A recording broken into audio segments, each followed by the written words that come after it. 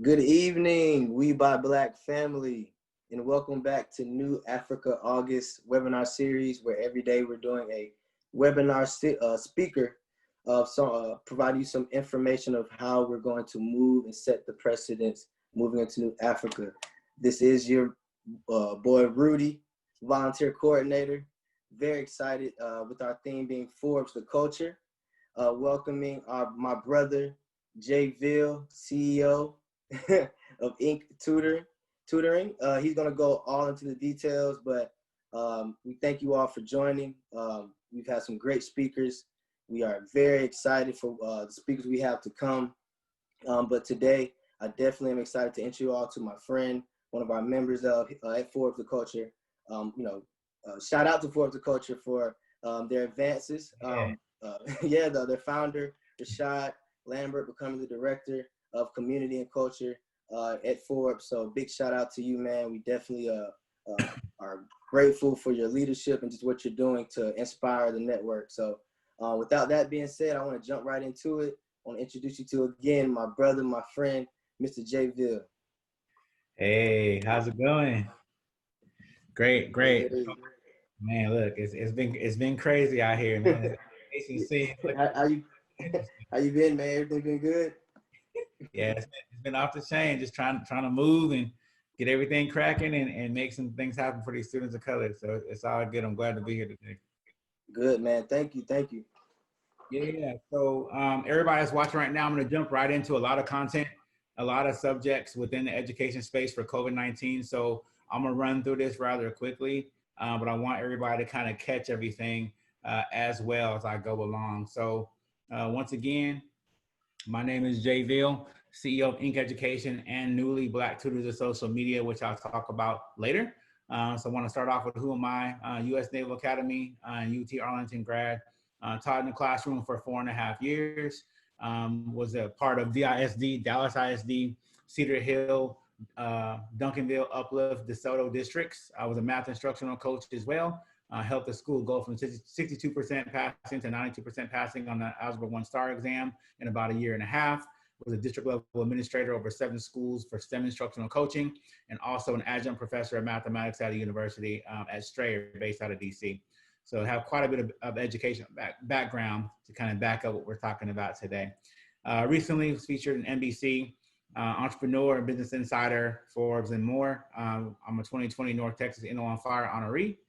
Black Enterprise Modern Man, UN Global Leadership Award for Education globally, was a Camelback Venture semifinalist, and have been featured in other platforms and articles based on what I'm doing in education and the tutoring space.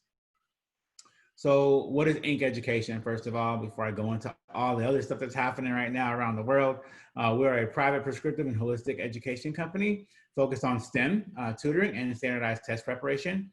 We service students from first grade or kinder all the way up to the doctoral level in STEM subjects, test preps, English reading, writing, and foreign languages. We also do homeschooling, which is more of a newer kind of thing that we're doing that most tutoring organizations are doing, and most parents are getting used to and accustomed to at this time.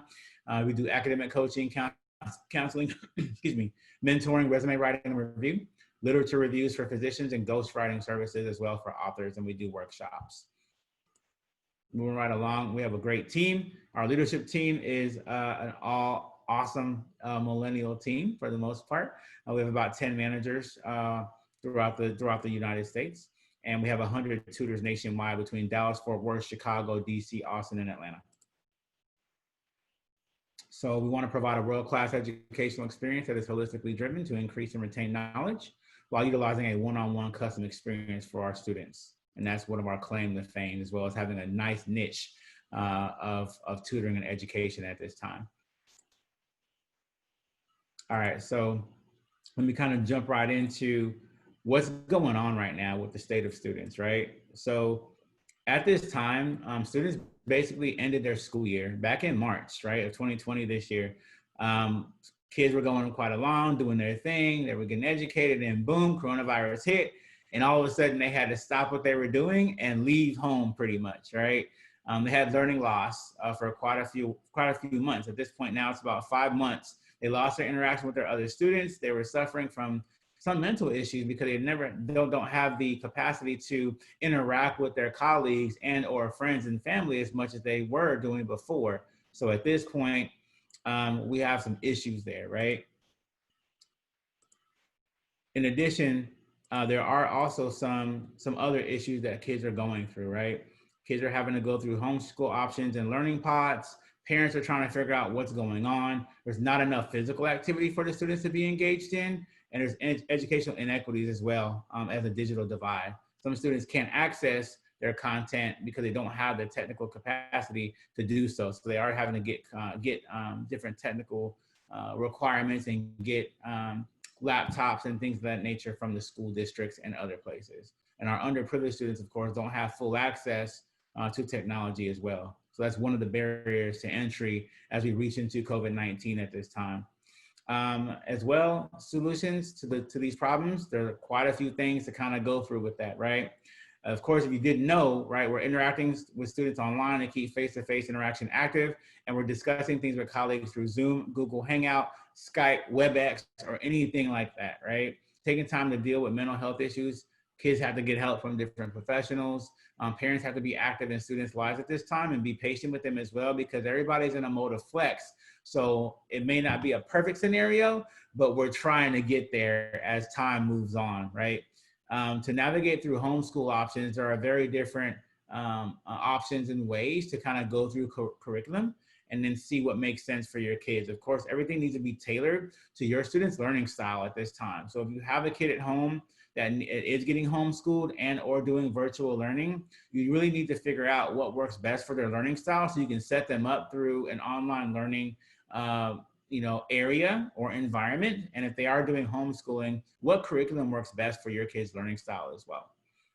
Getting kids active in the garage maybe, because they can't go out as much and play, right? Will keep them active when it comes to physical education as well. Ensure your kids do have devices to learn online before the school year starts. Of course, some schools have started already, and some schools are starting next week, right? And some schools are starting in September 8th. We'll get to those schools and districts in a little bit as well. As far as our organization, we're the #1 African-American owned private education and tutoring company in the Southern United States. So we can help you facilitate these kinds of things as well as time goes along.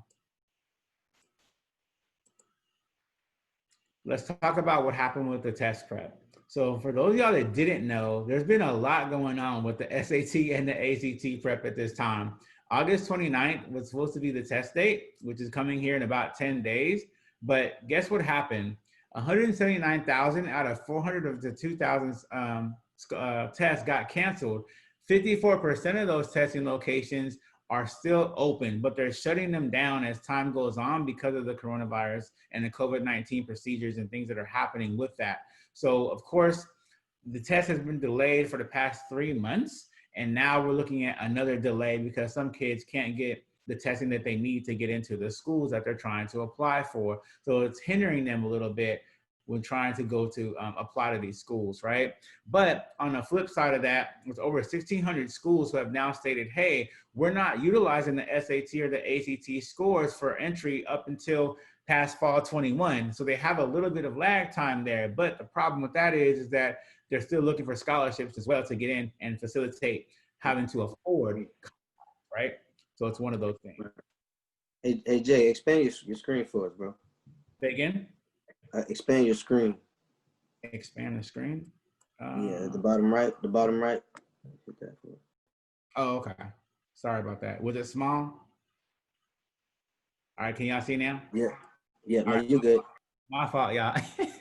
All right, so the registration dates were August 26th, September 4th, and November 5th. But the actual test dates, we're looking at September 26th, October 3rd, and also December 5th. On the ACT exam, the registration dates was August 14th, which is now looking at in the past, right? But the test is September 12th, 13th, and 19th. And then the test date is October 10th, 17th, 24th, and 25th. There is online testing available for the ACT. There is not online testing available for the SAT. So keep that in mind as you guys are moving along and having your students take these particular exams. If you're looking at going to an HBCU, There are over 33 HBCUs who have a test optional entrance requirement for the SAT or the ACT at this time, including Texas College, Hampton University, Texas Southern, Southern A&M, SUNO, Morris, PV, Grambling State, and more, right? But the 2021 app cycle or 2-year period, you have Emory, Harvard, MIT, Caltech, Georgetown, Duke, Cornell, Babson, Brown, Dartmouth, UPenn, Yale, UCal system, SMU, and also University of Washington. So all those type of schools and also Ivy Leagues now have a 2021 app cycle and a 2-year period where they are kind of disinvolving or disembarking the SAT and the ACT exams. So when that kid goes into school after the 2021 year, they'll be able to utilize those scores then. But for right now, they're not going to be utilized for entrance, which is a good thing for our students at this point. I'm thinking that schools may develop their own test for admission at some point as well, being the fact that there's so many issues going on right now. Moving on to now tutoring side of the house, right? So since the coronavirus pandemic forced widespread closures, the quality of pre-K to 12 education offered is really uneven across the country, and the programs are ranging from rigorous virtual replicas of in-person classes and curriculum to unstructured systems that involve a little bit more than handing out worksheets, right? So as a result, many parents are running to online tutors, like our organization as well, and classes to keep students motivated and avoid having a brain drain because they've missed out on school for the past few months. Tutoring is kind of helping fill in those gaps and providing that one-on-one contact for students who aren't getting the information that they need is great for those teachers who are overwhelmed and can't give the students the one-on-one attention that they need. So right now, being in the tutoring space is very good. And also being in the homeschooling space is very good. And it's blowing up by the week for parents and kids to come to get their education due to the fact that there's COVID-19 happening at this time.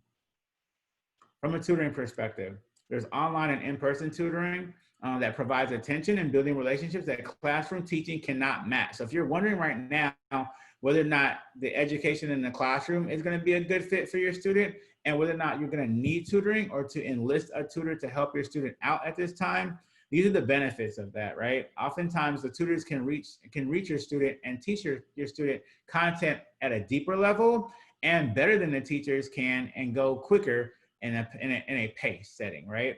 As the market continues to lose the jobs, right? Camps are getting canceled, schools are being delayed, online tutoring and homeschooling is more important than ever, especially for our minority students and our students of color.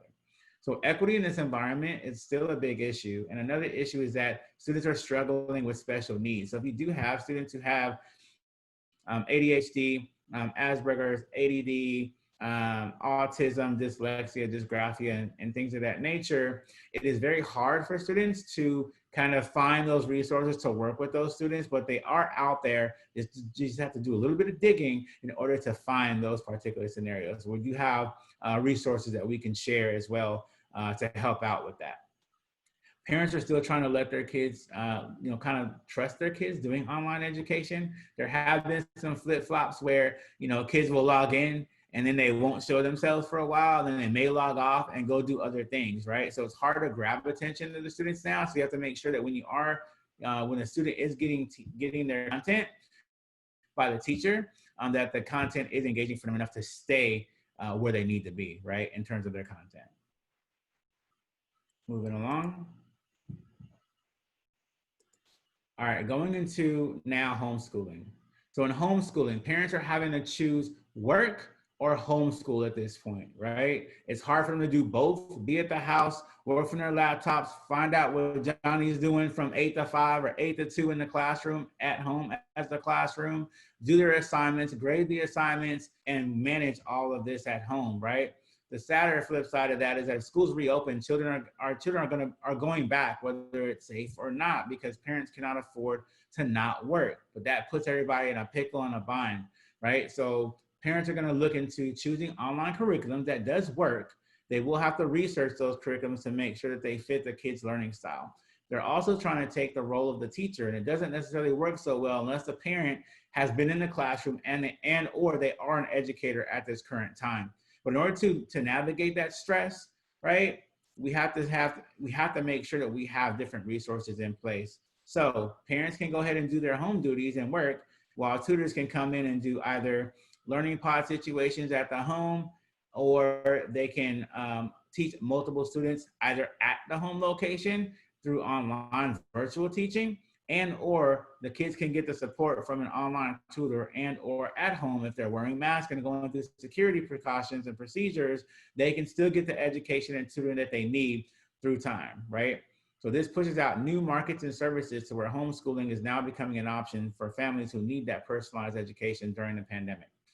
Homeschooling tips, though, let me tell you a little bit about that. So less is more in homeschooling. As a parent, do not do too much trying to homeschool your kid, right?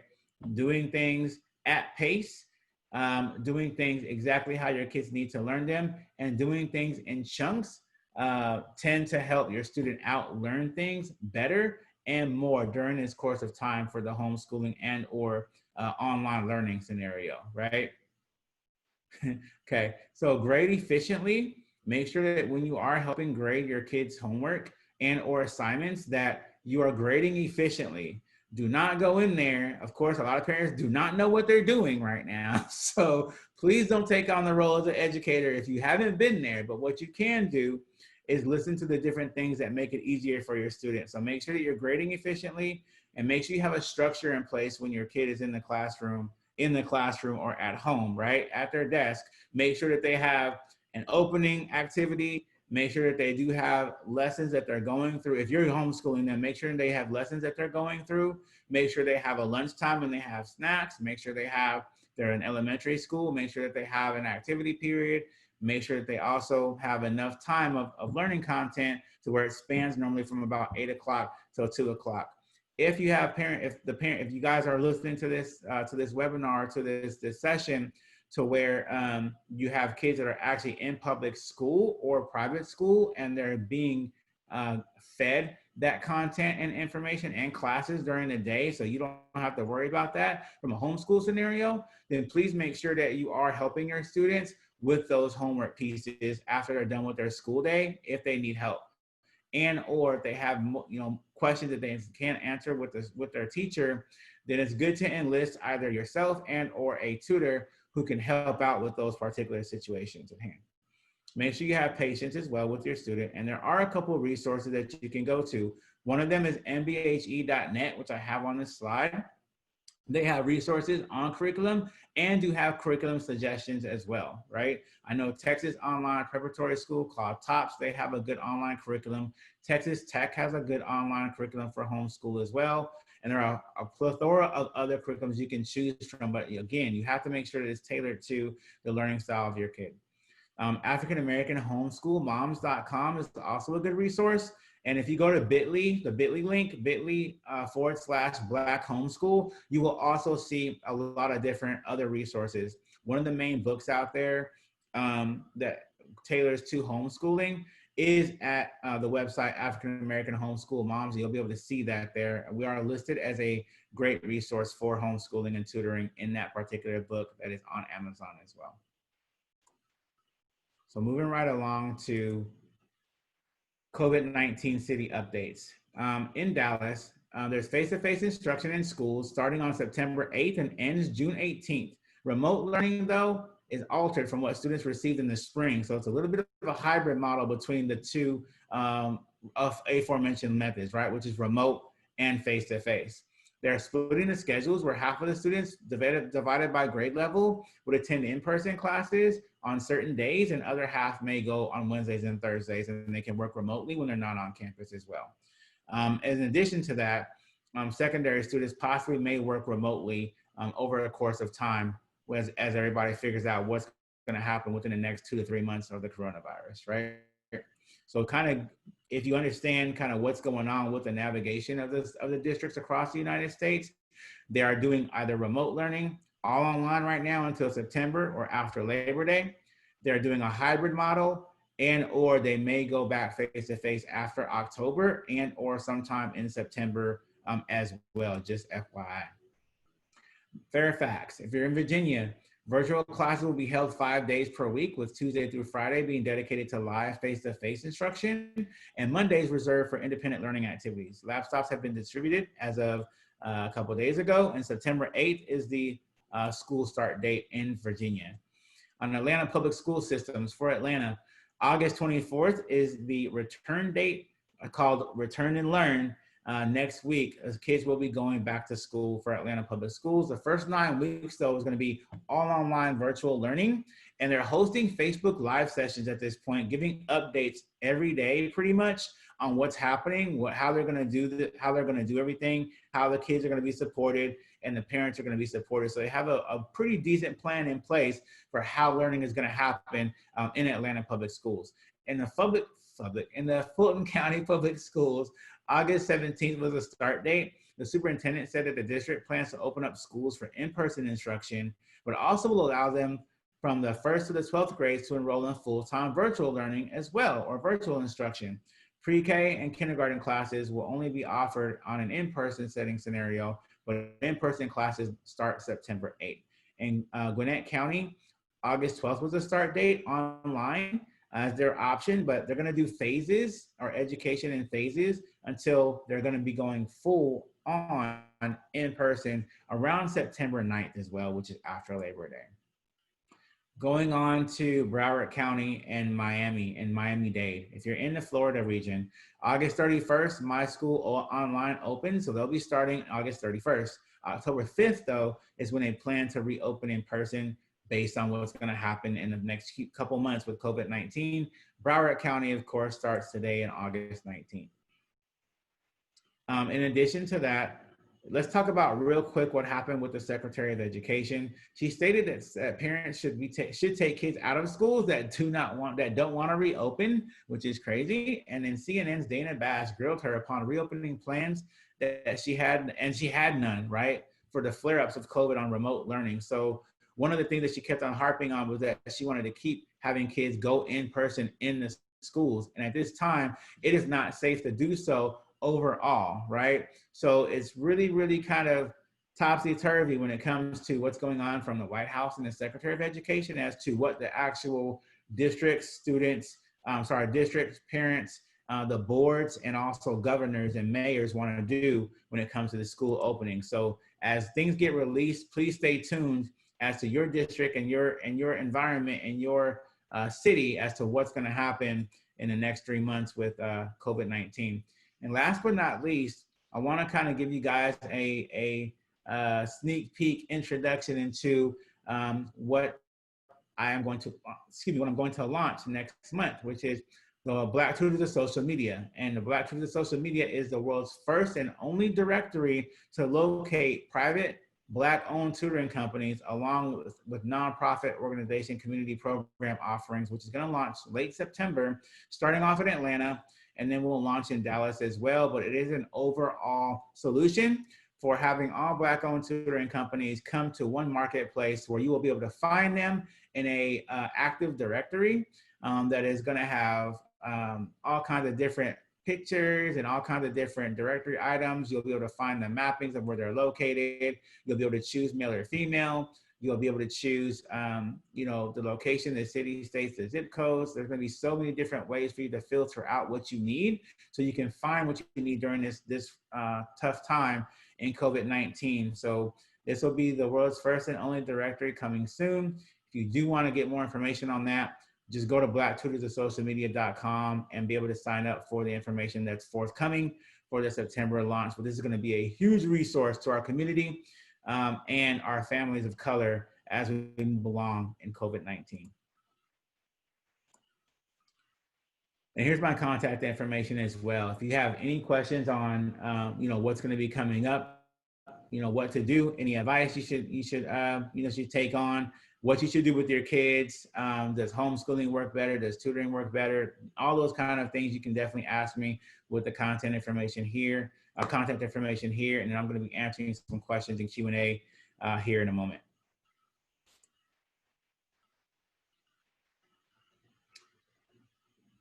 All right, I believe that's it for the presentation. Perfect. Perfect. Hey man, Jay. Man, great job. Great job. Can you hear me? Yeah, I can hear you now. I can hear you now. Okay.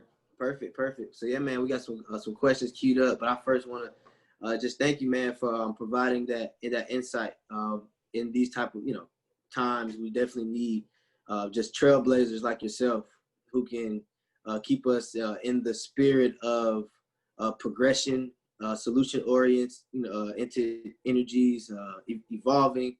So it's always good to just have platforms like that We by Black is providing, Right. that we can take the time out of our day to just talk and go over calculated solutions. It's good to have ideas, it's good to have opinions, but man, you, my brother, have a plan.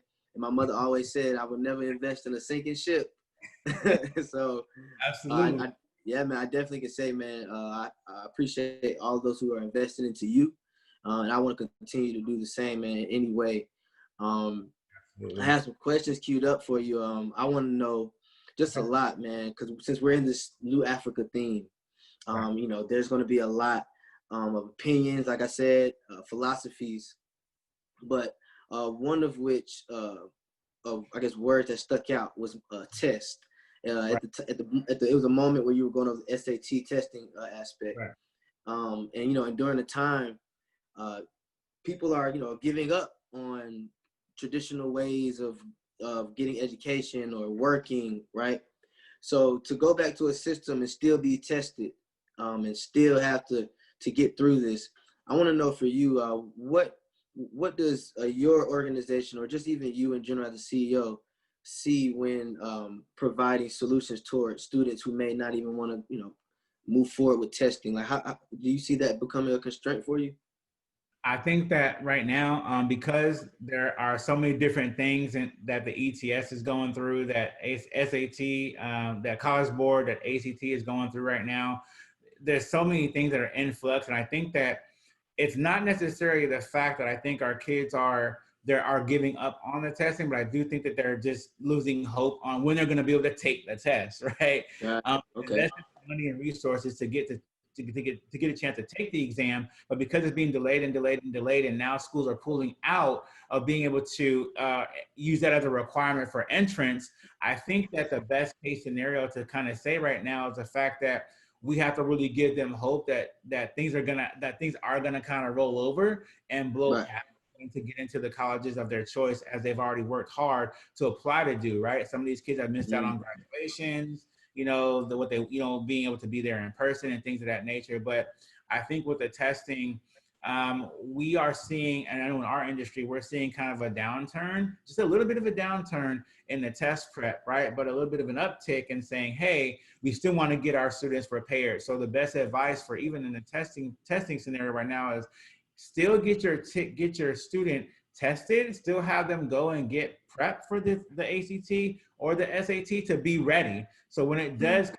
out, full blast, and we're able to go ahead and test again, they are ready to go. They are ready to go all in, right? So right now, it's about losing hope. It's about how can we best prepare our students still to have that best advantage, especially as a student of color. How can we get them on the fence and get them over that and make sure they're doing the best that they can? Oh man, okay, I love it. So I want to touch on this. This is a question from the audience. It said, "Will there be any virtual tutoring available? We live in Kansas, so what's your take for those who are in other cities?"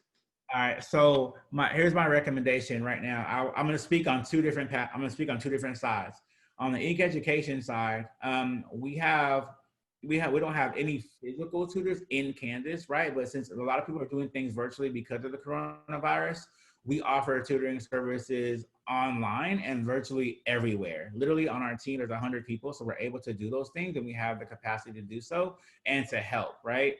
On the flip side of that, with Black Tutors of Social Media, this is gonna be y'all a one-stop shop place, right? To find Black-owned private tutoring companies as they come along. Right now, I'm going through an application process, if you will, where tutoring companies are applying to be a part of Black Tutors of Social Media. And based on what state that they're in, when they get accepted into being a provider for Black Tutors of Social Media, their profiles and their information will automatically be loaded up to the site to be chosen as a organization of choice for people to choose from, right? So as new cities and states and, you know, people come on board, it's going to get, you know, the directory is going to blow even bigger as people register and as people come on. So the answer to the question, we are going to have individuals who come from all these different states and places. Okay. That's going to supply. But right now, we all can normally serve everybody nationwide right now. So whether or not you're in Kansas or Connecticut or Miami or Jamaica or Africa, wherever you are, Right. you're going to get the tutoring that you need at high scale. Oh man, that's beautiful. That's beautiful. So, yeah, Mr. I think that was on you. Style asked that question. So, go ahead and sign up right now. So I guess we can roll into the next. That was great, by the way. Someone asked, they have what is the typical cost to a family with K-5 students for tutoring? All right. So elementary students, at least with our organization, excuse me, we take everything. We're very prescriptive and holistic in nature. So on an average pricing, we roughly run around 60-ish for the elementary level. However, when it comes to everybody that comes to us, in my organization specifically, we tailor our situations for our families, right? So we start off with doing a complimentary consultation with the family and the students to really get to know them and build our deep relationships. We include what we call a holistic circle of influence, including different stakeholders. So your parents, your teachers, your counselors, your students, and our team, to make sure that everybody's on one page academically. We mentor those students and provide back-end support. Utilizing this approach has given us that 95% success rate, and we're very, very good at it. So the end all be all is the fact that they can come to us and we get to learn about them, and we manage that process on what the cost is going to look like during that consultation, because it's going to be specifically and prescriptive to that family. And that's what a lot of people like about it. But overall, there's going to be different ways and different avenues for different companies to come on board when the Black Tutors, the social media launches next month in September. So they can definitely answer those questions as we come along. Okay, great. So yeah, so I wanted to move into really knowing a little bit more, since we are kind of approaching fall, coming out of summer. You know, there's a lot happened. So, you know, with the research that you've done and the knowledge that you've presented, how do you see things moving into 2021? I know everyone's kind of planning for right now. We have some schools who are saying, school, you know, we're going to bring everyone back in October. Others are offering, I've heard options of you can do 6 months this year virtual, and then possibly come back next year if you like. But if you do choose virtual, you can't come to the school. I've heard a lot. So how do you see things opening up as time progresses into 2021? And do you see people sticking to possibly wanting to remain at home virtually? What's your spill on it? So based on what's happening right now and the trending that's going on, I believe that the online learning scenario is going to be hybrid, probably up until, let's say, for the next maybe next year, right? Maybe 6 months to a year, right? We were looking at the in-person and in-school situation for so long, and that's what the past has looked like per data. It's like, oh, well, you know, the kids have to be in the classroom, they have to be in rows, they got to be in V formation, they have to be in stadium seating. All of these things is what students have been accustomed to doing and learning from in the classroom, right? And then all of a sudden, bam, this happens, they're forced to do the online learning, right? So now, as universities, that they've already been doing online learning, right? My company has already been doing online learning for the past 5 years. But the thing is that the minds have started to open now on what's acceptable to students at different grade levels, what's acceptable to parents, what's acceptable to educators as far as how they're going to get the content to the students. So I see the classroom really moving literally almost all the way online at some point. Maybe in the next 2 to 3 years, it'll be just an all online scenario. Maybe it'll be, hey, we're going to do our teaching online, but we're going to do our tutoring, you know, we're going to do our tutoring in a face-to-face scenario. Or it could be, maybe we're going to do, you know, there is a an individual that we're working with right now that may be a possibility where, you know, you can have education and and teaching without the school, but maybe you could just watch videos, right? I mean, Right. there's different things and different pathways and ways that possibilities that could happen here. But thinking outside the box, as artificial intelligence comes on board more, as machine learning comes on board more, you know, I think that that's going to really be the wave of where education needs to run. And we're going to really see how does artificial intelligence play a big role in knowing students and being able to gain or to give them content that they need, how they need to learn, when they need to learn it based on learning styles, or if they have special education situations as well. Man, and that's good. I want to stay right there because this is kind of create like somewhat of a divide within perspectives. Like we had a comment come in and say that would not be good for social learning, right? So, you know, when it comes to just those who may lean towards staying at home, you know, or going back to school, do you see that divide really elevating and creating a community of people? I know you mentioned, you know, people have been tutoring for years, but you're saying that community may get larger within the next 2 to 3 years. Yeah, I think that there's going to be a few things that there are going to be a lot of pros, right? But there's also going to be a lot of cons, right? So if you think about it right now, what's happening to the gap, especially for students of color, right? There's a technology gap right now. They got to go get the devices from the schools. There is a social and emotional learning gap because kids are not able to you know, talk with their friends. They feel alone. They feel isolated. They can't go nowhere. They're in the house because of coronavirus. Gotta wear a mask. So many things happen. Right. You know, they feel so isolated, right? So we have those issues, right? Then we have the issues of those students who have special, you know, have disabilities, right? And then on top of that, we have other divides where it's just the learning gaps, right? Because now we've already had 5 months of issues. Now it's like, how are we going to get those kids caught up for the past 5 months? You have a really skilled educator that can bridge those gaps quickly at this point and make sure that they're on level and they can get ahead of the game in the next, you know, this next school year that's about to start, right? So I think that to answer that question, man, there's so many different gaps that have to be filled at this point. You have to hold on to different people who are in different professions, right, that can close the gaps. I gotta hire a tutor, right, to close the tutoring situation. I gotta hire a nanny, maybe that can be with my kid all day because I'm at work, right? I gotta hire, you know, somebody that specializes in social and emotional learning. I gotta hire somebody who is a special ed. So all these different things, you have to really figure out how those solutions come to play in your own household for your student to make things, you know, make sense, as they say. Right. No, that definitely makes sense, man. That definitely makes sense. We got some more questions coming in here. I got Mr. Billy Batson said, how do you see sports and health playing a part in education? So sports and education is kind of cool because now we're looking at gamification in a sense, right? So I think that those kids that maybe if they play sports and they can't go out there right now because of the COVID-19 situation, they're able to engage in esports, right? In order to facilitate that kind of situation. But I think bridging the gap between how kids learn and how they think about esports and how they're able to be competitive and able to land in that space also plays a role in education and be able to learn how to become a team player. How do I learn this sport?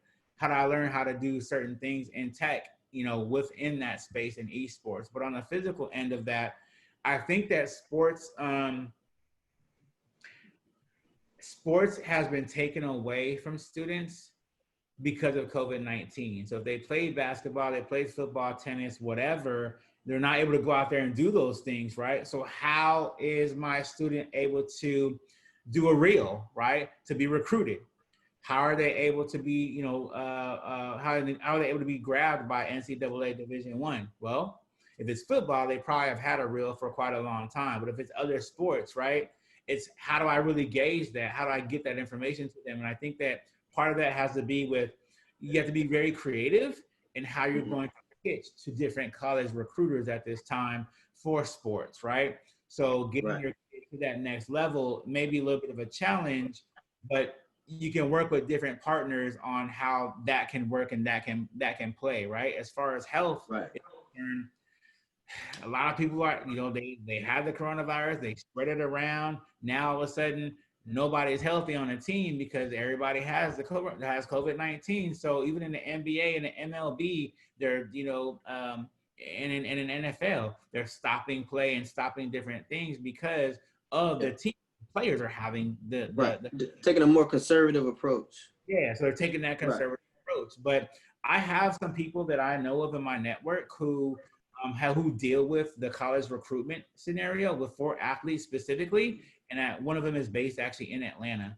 Her name is Krista Forbes. So if you want to kind of get more information on that side of the house as well, Mm-hmm. she has a ton of that for how sports is going to play into the next scenario. Right. Okay, great, man.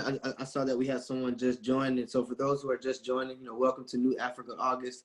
We have Veal going over COVID-19, what next, basically, and how we're going to move. One of the most successful Black-owned tutoring companies here in America. Yes, sir. Global. Yeah, we're going to get more into that that diaspora talk. But I definitely want to, get these questions answered. But someone did ask, how would they be able to just get involved with the platform and becoming a tutor? She said that she has an ESL tutor. She's a ESL tutor to 3rd and 8th grade students. So I'm going to put it in the chat box as well. I'm going to put a link in here just so you can go in here and visit that website or to visit that link for applying as well. But that is for the Black tutors of social media. If there are Black-owned tutoring companies that want to be part of that platform, you use that to apply. If you're looking to become maybe a tutor in the other organization, which is Inc. Education, all you do is send your resume over, and we'll definitely be glad to look at that, and then look into bringing tutors on. We're always hiring tutors on our team, y'all. Where we've been deemed now as one of the most capable private tutoring companies in the United States. We have a 95% millennial team. There's over 100 of us with more than probably 120 degrees at this point. We have serviced over 10,000 students up to date. And our success rate for students of color is at 95%, over higher than most people in the United States. So we do very, very well when it comes to that. We're an over $500,000 company at this point. But people do believe in us, right? People are looking to us right now to solve their problems from the tutoring perspective. And a lot of folks want to come and even work with our organization. It's the best compliment to me is always it's a great thing to have awesome results and great results, but when people want to work in your organization, right, there's something else about you and your right, man. It says a lot about your company, man. I learned that people don't leave companies; people leave people. Like people leave bad management. People, when they don't feel, like you have their best interests at heart. You're just not there communicating with them. So that's good, man. I can tell just from knowing you personally that. That you care about what you're doing, you care about the youth, and you're looking to really, really bring an impact. So I want to shift gears into. I know we have a good amount of time. Okay, so it's New Africa, man. Hey, look, hey, I'm here for it. Okay, I'm here. All right. Okay, great, man. So it's New Africa, man. It's New Africa. So there's a mindset that comes with moving into New Africa, where we want to be able to establish just new energy, new mindsets, new results.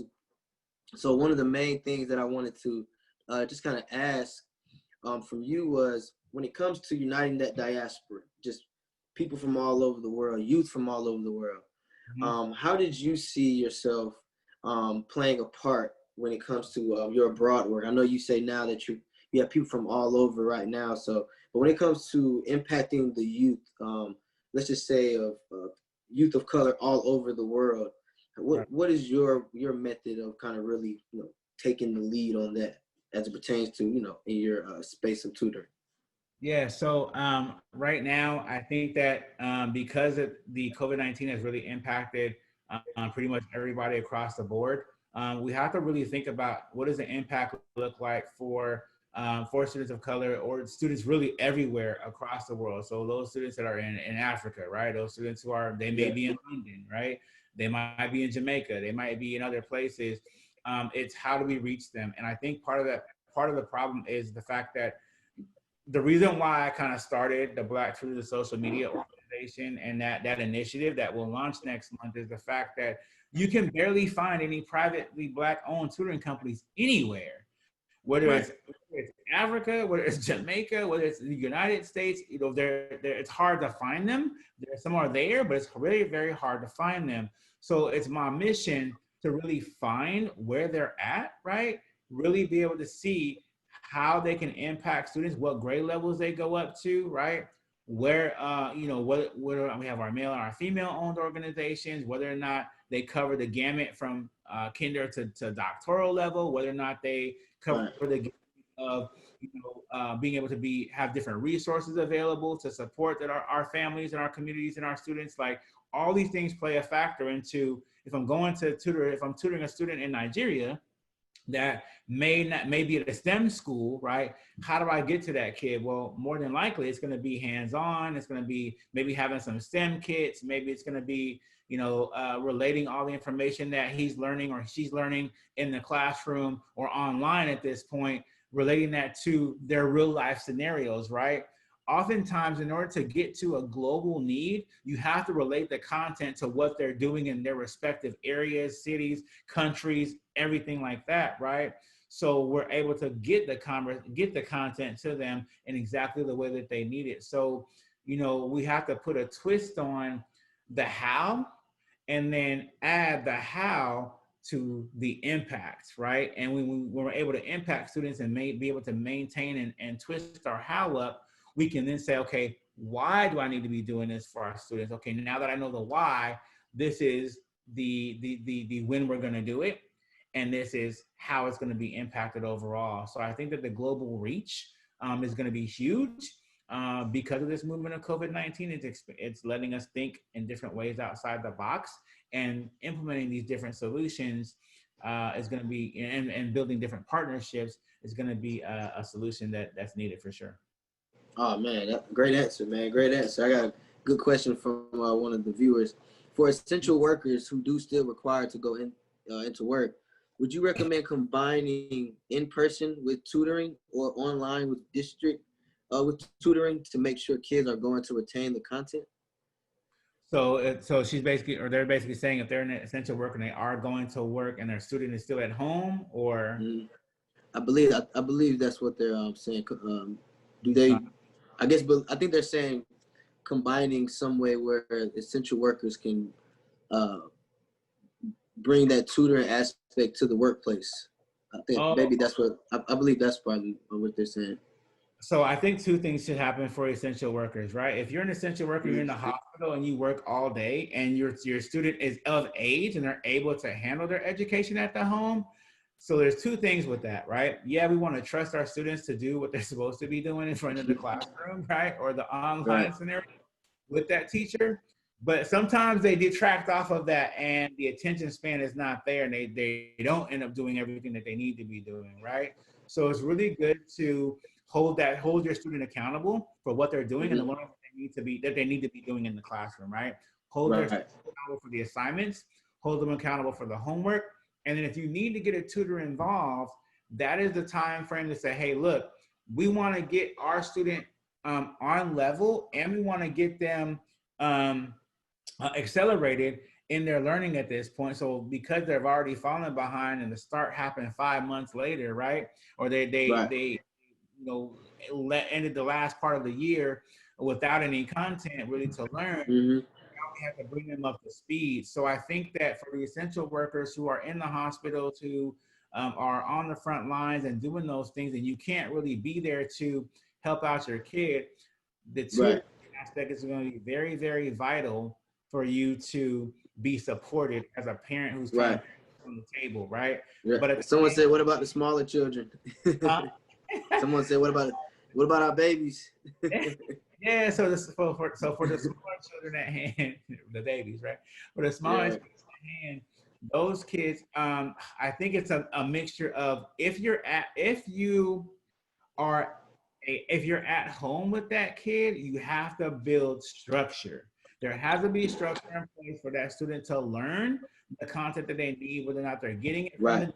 getting it from the school or getting it from private school, right? If you are homeschooling that kid, and you have to have that curriculum built in and choose the right curriculum for your student who needs to learn a certain way. That is very important and vital for them to make sure that they don't fall any further behind than they are right now. Now, Right. you can always hire a nanny, but not everybody can afford to hire a nanny, right? Not everybody can afford also to hire a tutor. So you have to be very Right. creative on how you're going to impact your students on the lower end and your students on Right. the high school and collegiate Right. end where they are, right? But it's a Mhm. mixture of all of those things to where Right. impact that. Man, I'll say one thing that I've seen. I know my baby sister. She's in school of education. My mother, my son's mother. It's like I'm around teachers. Right. But one thing my baby sister showed me was, she's like, Rudy, I want to create a tutoring, just somewhere I can help like the family, because she did a breakthrough over the summer, Mm-hmm. and she was did real good with that.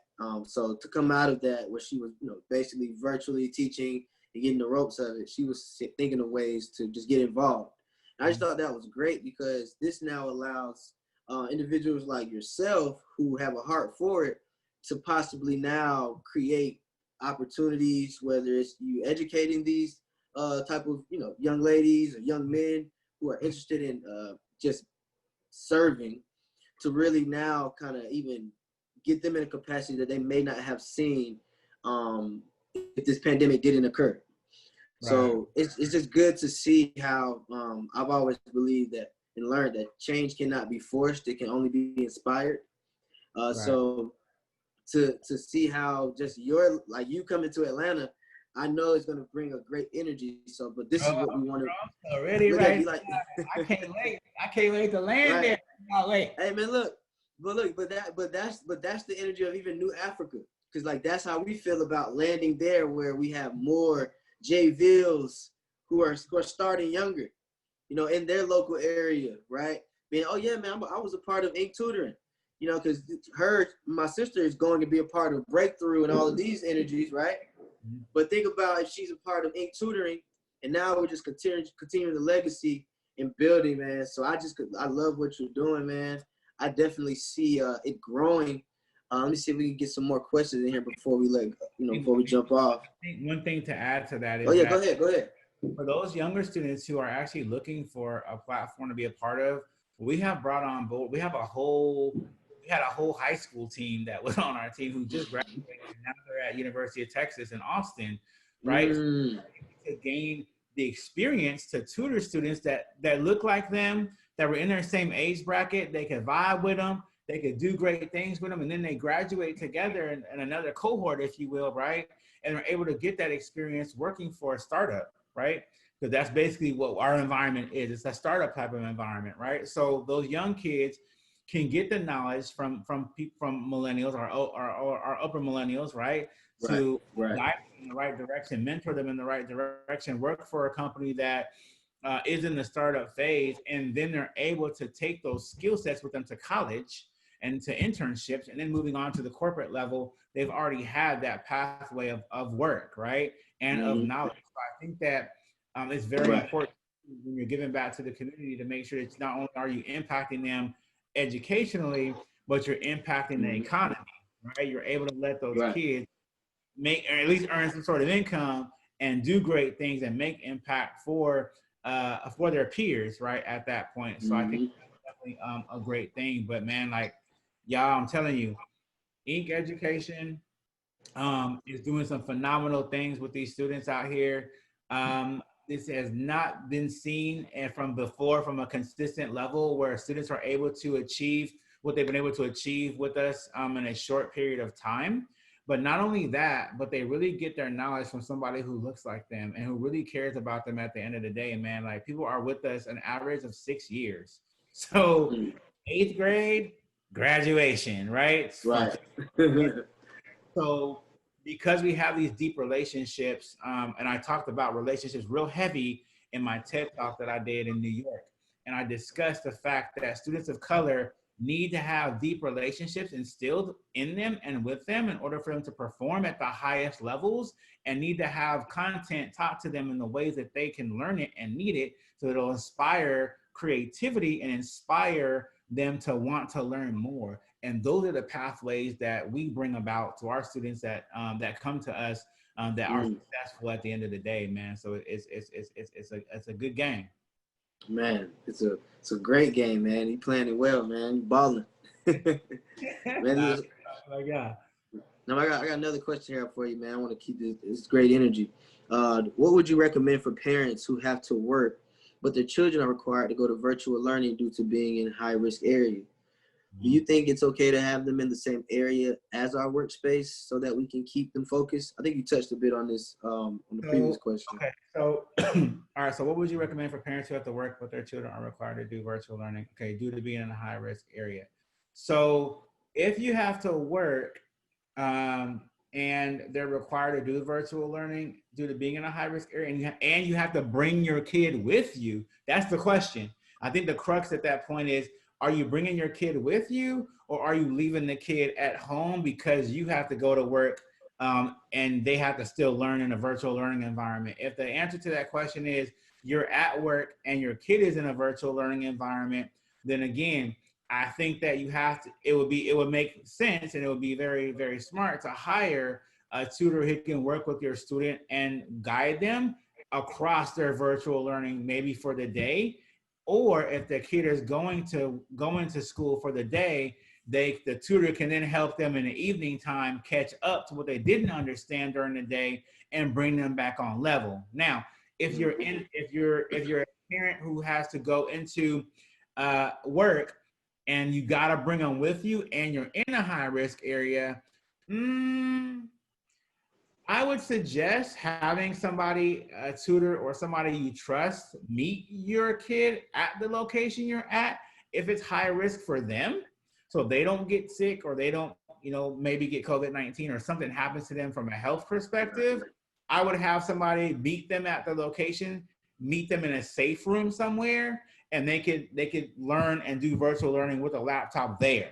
But you're not so exposed to them, or they're not exposed to you, however you want to play that. You're not exposed to each other, but they're getting the learning that they need from a trusted individual who is an educator, who is a tutor, or who is somebody that knows the content that your student needs to know. Have those relationships to where they can be, they can get that content. Because at the end of the day, the goal is, do not lose the content. Do not be in a scenario where your kid is not learning and they can't get what they need. Regardless if you're in a high risk area or you're not in a high risk area, the goal is the kid cannot be impacted as much as possible, right? So for us, we have quite a few people who are in high risk areas. We have doctors, nurses. We have a lot of people that are high risk that work with us in Inc. Education. And what they're doing is that they're basically homeschooling their kid. They're not homeschooling their kid themselves, but they're enlisting our homeschooling services to where we can utilize what the student is getting from a school curriculum perspective, and we can guide them through the day or guide them in the evening time through a homeschooling environment, and be able to utilize that curriculum that the student is utilizing already, and we can use that to get them where they need to get to. But we school them in our methodology, right? So our methodology has proven to be phenomenal and very influential into getting the student to where they need to be in performance. And we take that into homeschooling the kid as well. So it's a mixture of all those things. Okay, got you. I want to touch on this one because I see she put it twice, and I don't know if you see her, Miss Cheryl. Yes, about do you perceive there's any value of peer tutoring in diminishing some of the social pressures of achieving academic success? Oh yeah, absolutely. So okay, peer tutoring. So is there a peer tutoring component, is what she asked earlier. So the answer to the question is, okay, so that's twofold. Peer tutoring is twofold. We have high school interns, if you will, who work in our organization who actually do peer tutor, right? But the difference is that they're getting paid to peer tutor, right? So Mm-hmm. you have kids who are high school juniors or high school seniors who are working with us, who are able to get content to their peers and say, look, hey man, I know I was just in that same AP calculus class you were in like yesterday. Right. Like I know exactly how to get you good to go moving forward, right? So I think peer tutoring is very important to have because you're right along with those kids in the same age bracket. They are taking the same classes you're taking. They're doing the same things you are. So it's beneficial to learn from somebody who's right there with you, right? But the cool thing is that because our organization is primarily millennial, we don't really have any of those issues when it comes to age gaps because we were the generation that just was right before them, right? So we don't have those kind of crazy scenarios and gaps for where we have too big of a generation gap, if you will, right? But I think that peer tutoring does diminish social pressures in them achieving academic success because they're able to vibe with somebody who really can communicate with them in the way they need it, right? But like I said before, it's going to become very, very, very important when Black Tutors Social Media launches with the different tutoring companies that do come on board to the platform. I think that there are going to be ways to choose individuals who can be in that peer space, in that peer age bracket, if those tutoring companies are hiring individuals who are in that space. We don't have any problem with it because we've been doing it for a couple of years already, but our success rate is so high, it doesn't matter what we do at this point, whether or not it's homeschooling. We were able to take, I won't name this particular client because it's a high profile client, but we were able to take this student that came to us for homeschooling. We taught them, brother, in 7 to 8 months, 2 years of content, 7th and 8th grade. They were here in Dallas, Fort Worth area, and now they're in the Chicago area. And we brought them up to 9th grade in 7 months, and the kid got straight A's with our homeschooling services. Wow. It's easy to us. So, when you have statistics like that, and you have performance like that and results like that, it's really one thing to say that you can bring a kid where they need to be. It's another thing to actually have the proof to the pudding, right? We have a lot of our results. Those that are following this event, our Instagram at Inc. Education has a lot of results there and a lot of different videos there and ways that we kind of work with students, and it has just a lot of things there for you to look at that you can kind of see how the impact is made through across the United States. Oh man, yeah, I agree, man. That peer component is important. Again, I commend you on what you're doing to even bring you together so that we can grow at a rapid rate. So I definitely understand just that gap you mentioned of us being able to communicate with those older, whether it be a year or 2 years. Everyone's kind of familiar with that. So, but that's like you said, we have to be aware of that as we move forward, all together, the parents, those who are creating businesses like yours, parents have to be in tune with what's going on out here. We can get distracted from what's on the news or, oh man, it's raining today, right? But what we have to understand is despite all of that, we have to be provided for these children. One thing that stuck out that you said, we never want to let the child go without learning. So no matter what happens, find someone in the neighborhood. Hey, I know your kids don't go to my school, but can they stay over here? And I pay you a little extra just to watch and make sure he does this, that, and the third.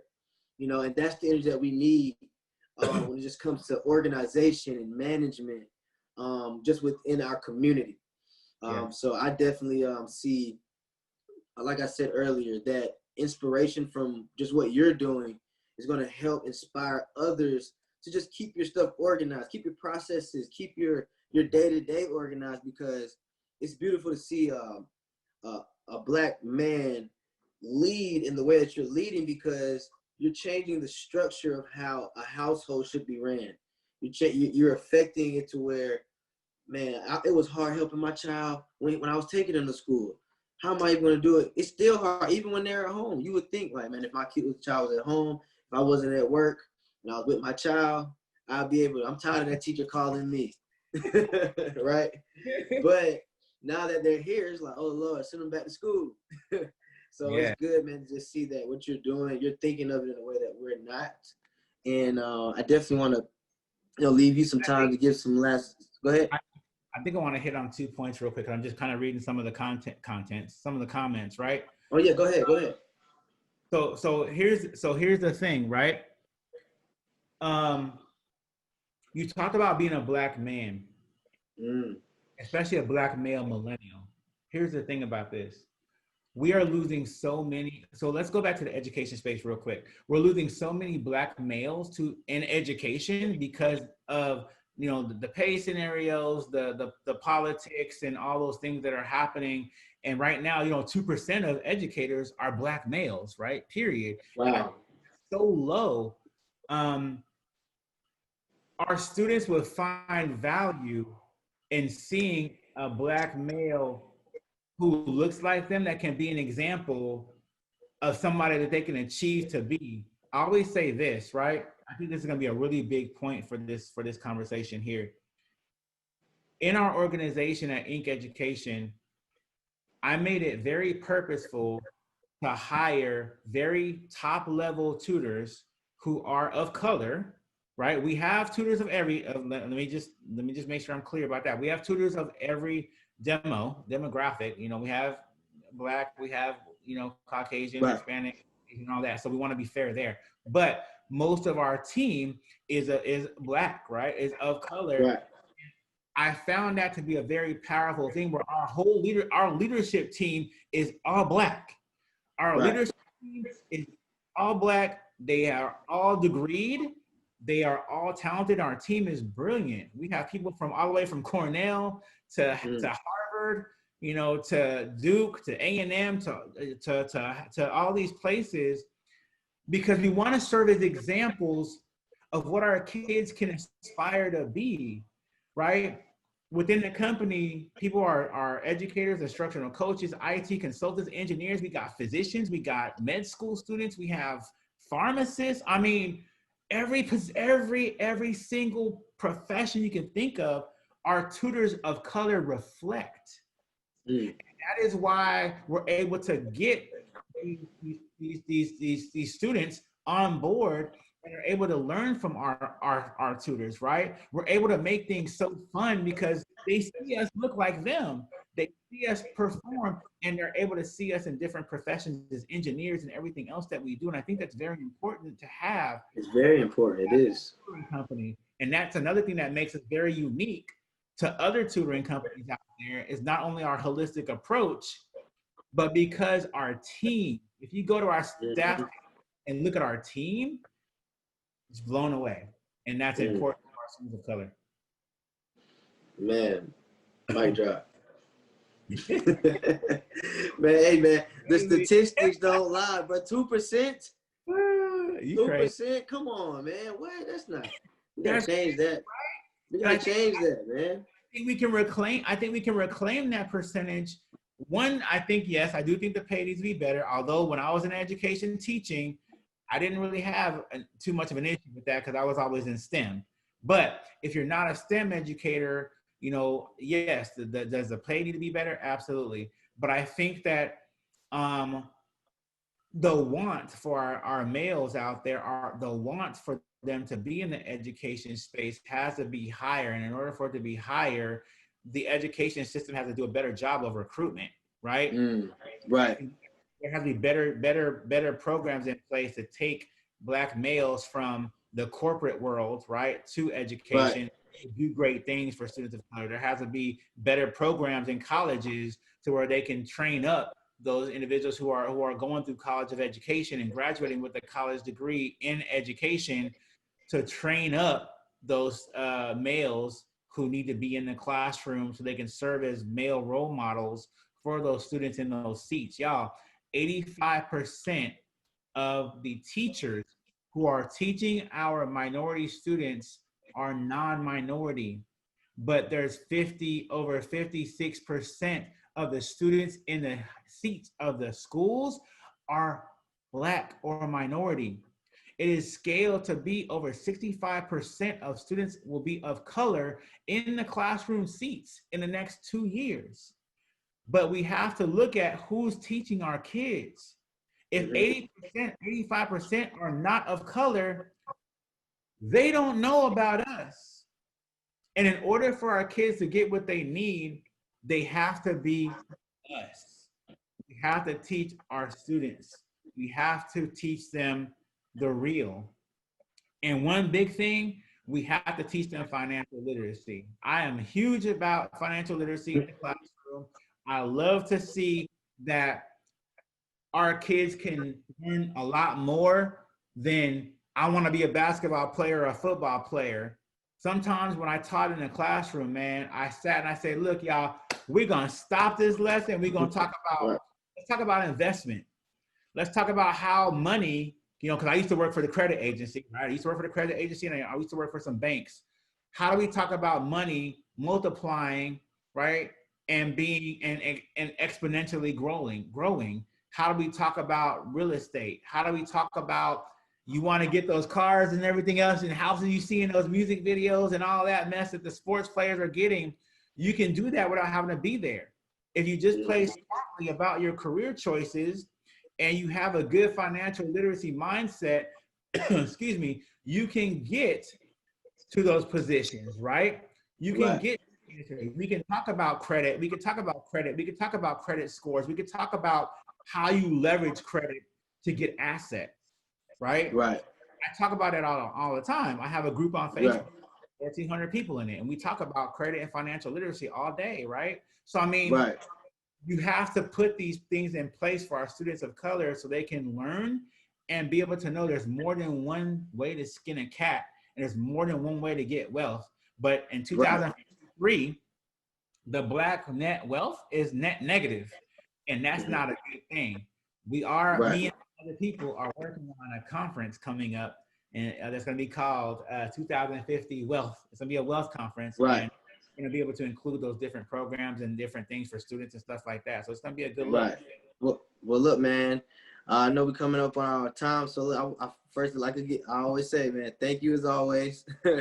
You always, you know, come, show up, show out, man. Always providing us the facts that we need, the inspiration that we need, as well as just, you know, showing that it's okay to be an expert, man. It's okay to be great. That's what our youth need to understand and learn. And I'm glad that you're teaching them. So I want to let you get this time to just let everybody know again your name. Where can they follow you? Okay. All right. So give me one second. I'm trying to give somebody would answer this question. I'm trying to answer for him real quick. Yeah. Hold on. All right. So y'all, if y'all want to reach me, I have quite a few different pathways. So excuse me. On Facebook, I go by J Veal, Jay, V as in Victor. My last name Veal, V as in Victor, EAL. My Twitter is Black, so it's actually BT Black Tutor, excuse me, of SM is the Twitter, Black Tutors of SM, or Inc. Education LLC. IN is in November, C is in Cat Education LLC. On the website is inceducationllc.com. And the site for the new initiative, Black Tutors of Social Media, which launches in September. The coming soon page, y'all, is up right now. It's dope. And AKA out of DC is developing the website. So it is blacktutorsofsocialmedia.com. Also, what else? LinkedIn. It's going to be It's Not Complicated Education. And then, of course, what am I missing? I'm missing a platform. Am I? Twitter. We got Twitter. We got Instagram. Oh, on Instagram, it's Inc. Education, the J Veal brand, Black Tutors of Social Media, and everything else out there, right? So please reach out to me. My email as well is j.veal@inceducationllc.com, and also blacktutorsofsocialmedia@gmail.com. Everybody is asking me to put it all in the thing, so I'm gonna put it on the chat. One more time. You said a whole bunch. Yeah, one more time. But no, man, look, while you do that, man, I'll just thank you all again. This is Rudy, volunteer coordinator at We Buy Black. We thank you all for tuning in to New Africa August. Tomorrow, we will have Makmuna Youssef, better known as Mumu Fresh. She'll be going over words make people, shaping our community through arts. So I'm definitely excited to check that out. So thank you all again. Thank you, Jay, for providing, just like I said, a great presentation for us today. You all can still, leave your comments. Jay, you see him typing away. Definitely give him a follow. But again, guys, this is New Africa August. We're excited. Stay tuned for the next series coming up tomorrow. And yeah, thank you. Sure.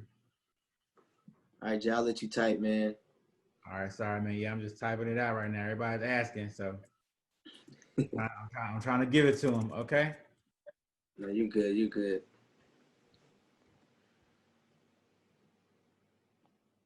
All right, I think I got everything. Oh, Facebook. Oh, someone asked, hey, Rudy, how do we support? Oh, yeah, so hey, we got an internship program launching. It's already launched, but we'll be having some things, kind of coming out volunteer-wise. So definitely stay tuned. Have some updates by the end of the month, especially going into September. So be on the lookout. Thanks for a great question, by the way, D-Lo. All right, there we go. Okay, man. Yeah, you got him, Jay? I know you had to. We good now. We good. My bad. We good. No, don't apologize. But no, thank you guys. So yeah, we're gonna log out. Again, y'all, peace. All right, y'all. See y'all later.